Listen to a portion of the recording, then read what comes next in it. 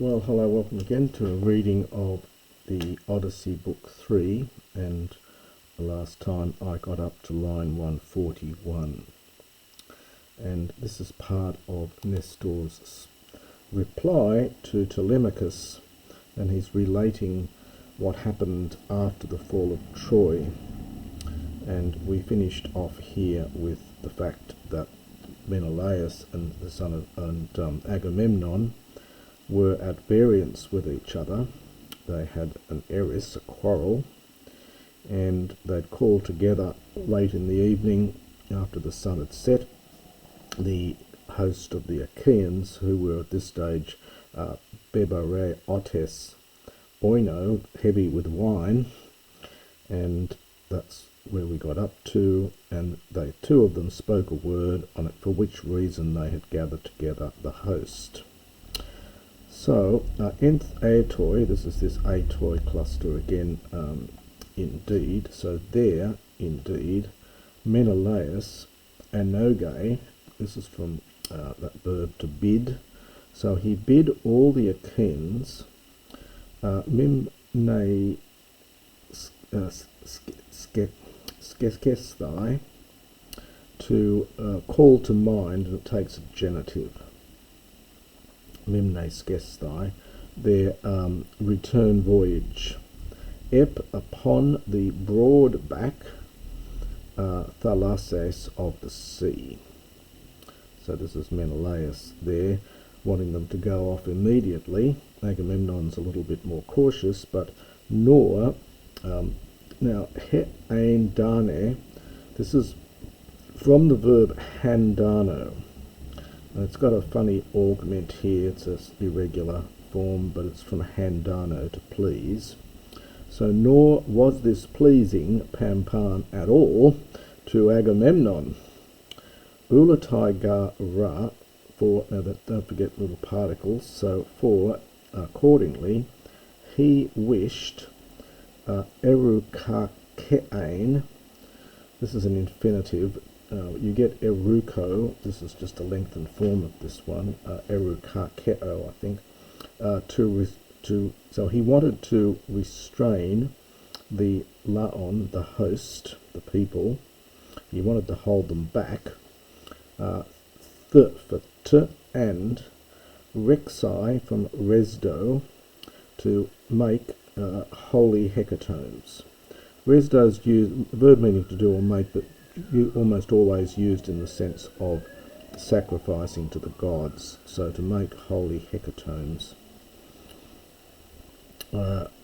Hos, so that, now the main verb here is ex kesaito, which is an optative, and it's connected with akos, a remedy, and this verb means to appease.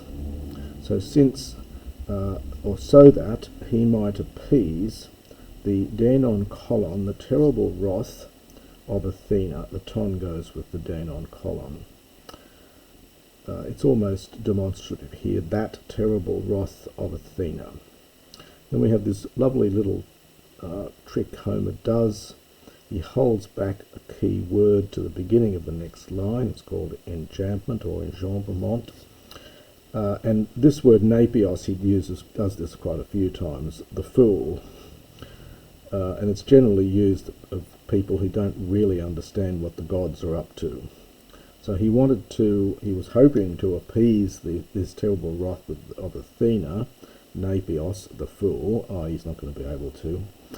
Ude to aide, this is from oida, nor did he know this. Hot for hottie, you often get that in Homer, hot for hottie. He did not know this, that Emelin, Emelin, he was not about, and we get paisesthai from patho, this is a future infinitive after mellow. He was not about to persuade her.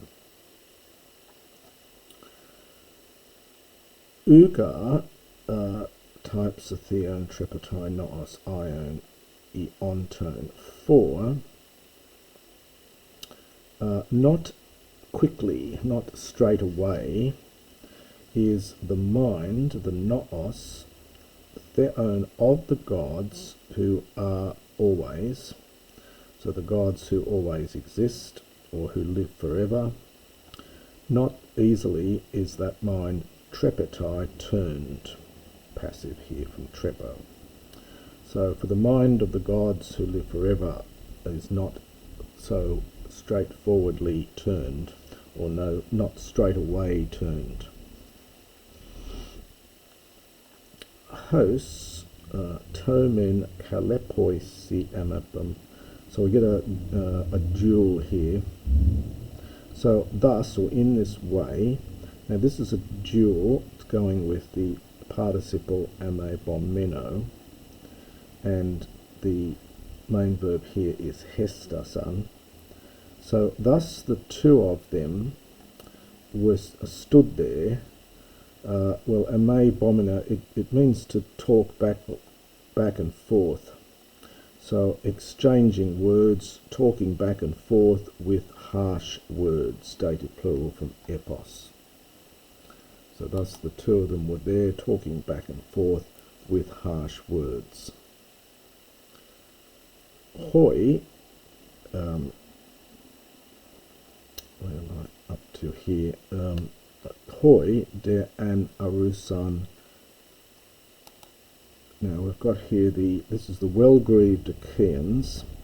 So the well-grieved Achaeans, an orusan, this is from ana plus this verb meaning to spring up, so jump up. So the well-grieved Achaeans sprang up, and then ak thespesiae, literally with a wondrous sound. This is cognate with our word echo here. And thespesios is an adjective, has the sense of divine in it, the wondrous, something quite amazing. So perhaps wondrous here is good. They sprang up with wondrous noise or sound. Dika des visin handani bule. This is a slightly tricky phrase here. The dika means apart or separate, or perhaps used in adverbial sense, split here. So this is not really an adjective, but if you take this with the boule, it's something like a split counsel. Handane, that's the imperfect from handano, to be pleasing, so was pleasing, spisi, to them. So the divided counsel was pleasing to them, I think is roughly the sense of it. So it's the counsel split in two, dika, was pleasing to them. Nukta men are esamen. Now this is from a verb esco, meaning to spend the night. I think it's a fairly rare word. So, and this is first person. So we spent that night. Horminontes. Well, this is from hormino. It's the idea of tossing back and forth difficult things in our mind. So contemplating these difficult things in our mind, alelois, with one another. Epigartius eretuo pema kakoio. For Zeus, the epi is a preverb with this verb artuo, to prepare, and the epi is against. So for Zeus was making preparations. And the object of that is pema. So was preparing against us, really, a pain, and then we get a defining genitive here, consisting of evil. So we could say a pain of evil. So for Zeus was planning some evil pain, we would say, but evil grief. But it's a grief consisting of bad things. Othen de hoimen hias alchema. Now this is where we get all the first person plural, because this is Nestor saying that I and my group were doing the following. So at dawn, so this is the AO is dawn, and then is that old ablative ending, so from dawn or at dawn, hoi men, some of us, because it's first person plural, were dragging.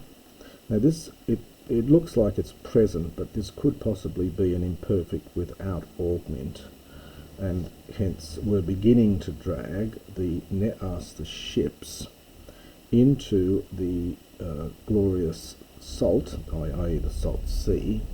Hulse is often used as a word meaning the sea, so into the glorious sea.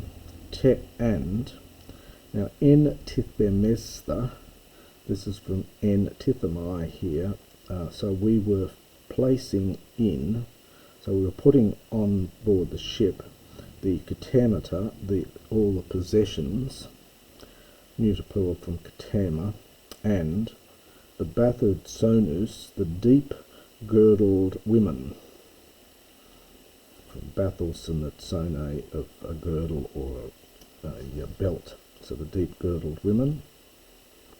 Now we had a men here, and we get some debts here. In fact, we'll get hey misses debt, and we're going to get hey misses debt here. So half of the half of us anabantes, anabinos to get on board, so embark. So half of us having embarked, elaunamen from elauno, well, I translate, we were driving off, so we were heading off, we were setting off, or we began to set off. So half of us having got on board, we were beginning to set off. Haidemal oka epleon, and well, the high must be refer to the ships here, I think. So the ships epleon were sailing mala oka very quickly. I'm sorry, I've skipped a line down here. Hey mise estara laoi, sorry, so half of the host then remaining there,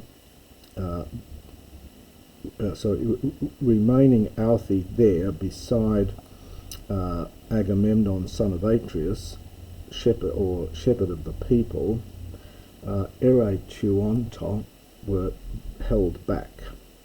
So half of the host accordingly, remaining there, were held back beside Agamemnon, son of Atreus, shepherd of the people. And now the second bit, homisees, but the other half, or we, now it's first person plural, but we, the other half, anabantes, having got on board, we were setting off, we were heading off. High, the ships were sailing very quickly. Estoresen de theos megaketia ponton, and the god, this is from stornumi. It's often used of making a bed, sort of putting the bedclothes on and flattening it all out. So it's something like the god had made smooth the megaketia ponton. Now this is debatable exactly what this means. It's uncertain meaning. It might mean cavernous, so the cavernous sea. Others take it to mean with great or mighty gulfs or hollows. You do have that word katos, third declension neuter, which means a sea monster. So another possible interpretation of this word is the sea with its great sea monsters. Whichever way you like to take it, you can look up the commentaries on this. The meaning is uncertain. I like the great sea monsters interpretation. So the god flattened out or smoothed out the sea with its great sea monsters, and Elthontes es tenedon, and having come into Tenedos, erexamen, this is from that resdo verb we saw before. This is the aorist here with augment.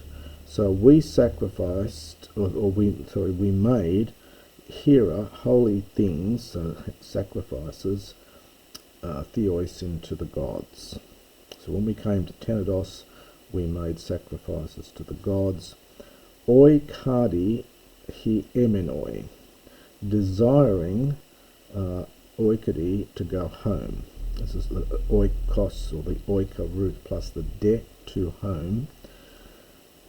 This is from, there are two hiemes, I probably mentioned this in earlier videos, but there are two hiemes in Greek, one from sisame, which becomes our normal hieme that we know and love from later Greek, and there's a wisame, which is what this is from, and that means to desire. So this is a participle here from that root. From, sorry, huiame, I should say, with a digamma. So desiring to go home.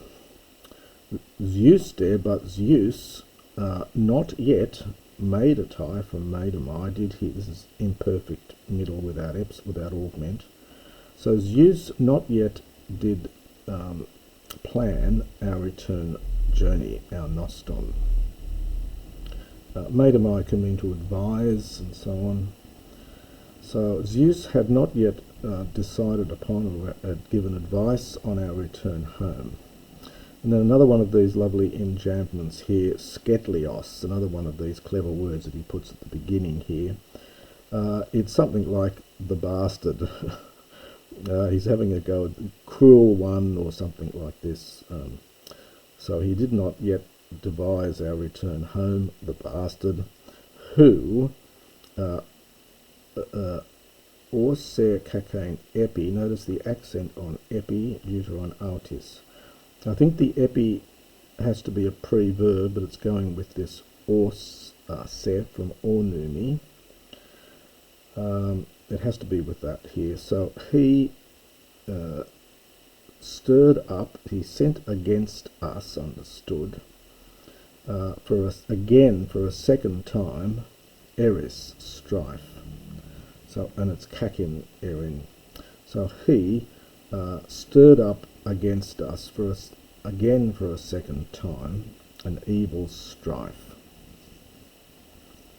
Hoimen apostrapsantes ebanias. Okay, so some, having turned around, well, eban is from bino, so they drove on perhaps the amphielissas. Perhaps it's again debatable meaning. It's literally sort of wheeling in both directions. So some translate it as trusty. So some, having turned around the trusty boats, they went after, or amphi around. They went along with Lord Odysseus, who is Daiphrona and Poikilometan. Daiphrona is of disputed meaning. It can mean either warlike, connecting this with a word for war, so he has war on his mind, or it can also be another root meaning to learn, and then a mind which learns is skillful. So you can take it either way. I'm going to translate it as skillful. You could sometimes translate it as strong-minded or something. That's another way of doing it. So some of them, having turned around the trusty boats, they went along with Lord Odysseus, who is skillful, and Poikilometan, well, something like resourceful. So he's got poikilos, which has a huge range of meanings, but it means varied.